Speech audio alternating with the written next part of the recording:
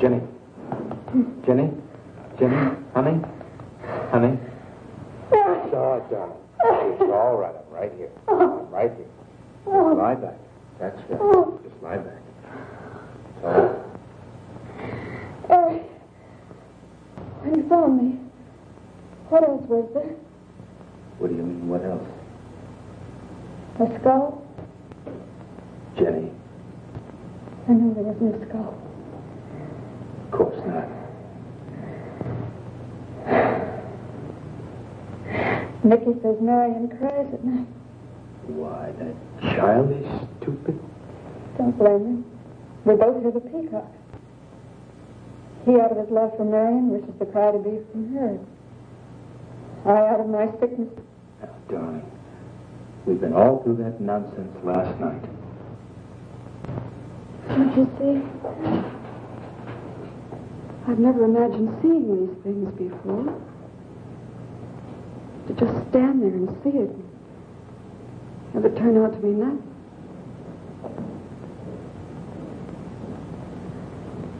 Eric?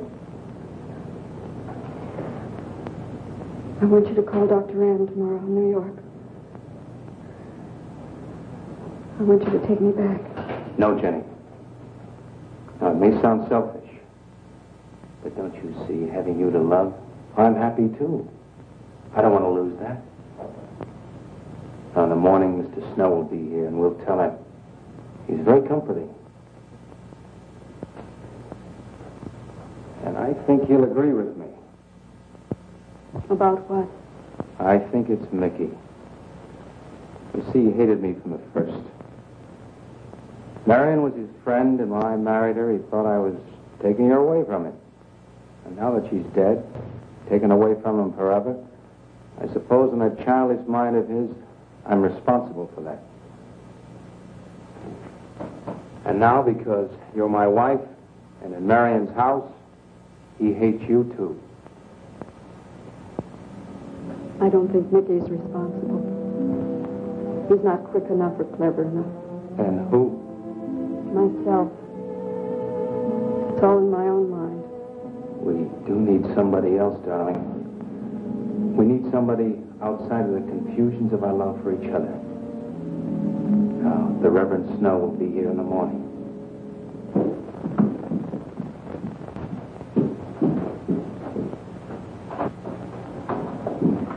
Who's in there?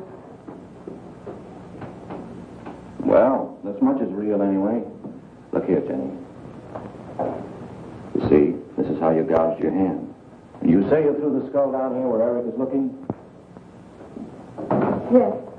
Did you find anything, Eric? Nothing yet. Surely, Jenny, you must agree with me. Anything as fragile as a skull would have been smashed to bits down there. And Eric has found nothing. And to assume that the skull would move of its own, all the way from there to the driveway door. Now, Jenny, there's no reason for that. Don't you see I agree with you? Did Eric tell you I spent over a year in the sanitarium? Oh, Eric told Mrs. Snow that you were very impressionable, but that's all. I know lots of people needing a rest go to sanitariums. This wasn't quite that kind of sanitarium. You see, I grew up loving my father and hating my mother. Well, she never knew it. Something I kept to myself. She was very beautiful. Very gay, like her. Very much. And I knew she resented that I was not more like her. I used to lie awake at night and wish she were dead. Well, that isn't very unusual. I understand many children go through such a period. I was no longer a child.